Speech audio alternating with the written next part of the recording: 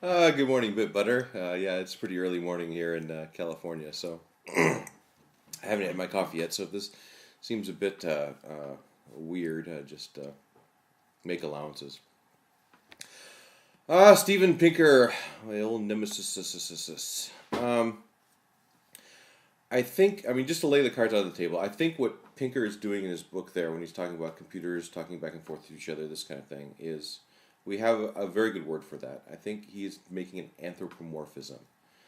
I would put that kind of explanation of the computer's behavior really in the same category as, looking at a rock formation on Mars and seeing a smiley face, or looking at a burned tortilla and seeing the Virgin Mary, or something like this. I mean, it's a natural human inclination to see faces where there's not faces, or to take the intentional stance where it's not really appropriate to take the intentional stance. Um, I have some questions for you, actually. When you're talking about expert systems or traffic control systems, or black boxes being things that we attribute choices to, in absence of any transparent information about them.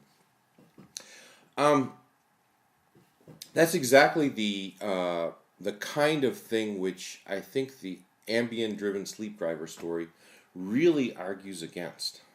So I have some questions for you. Do you think that the ambient-driven sleep driver drove by choice?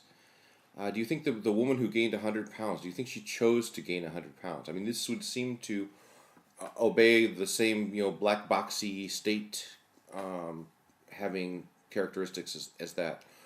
Um, if the sleep driver, another question, okay, if the sleep driver on the way to the store actually, say their car ran into somebody and killed somebody, right?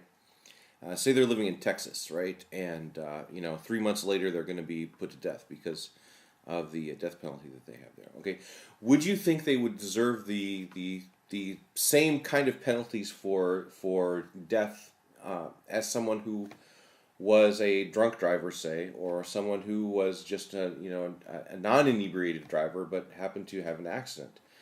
Um, what kind of moral culpability would you accrue to that? I mean, that's why I'm just so fascinated with this ambient driver case. I mean, it seems very much to me that we do not describe that case as a series of choices, but there's everything in there that we all wanted to achieve in the old expert systems days, right?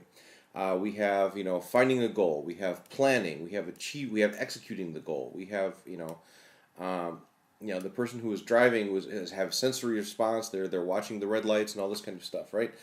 I mean, it's really really an amazingly complex and amazingly. I mean, there's just so much there, and yet, my intuitions, anyways, would really not call this a choice on their part. So yeah, just a few questions for you to help clarify your position in my mind.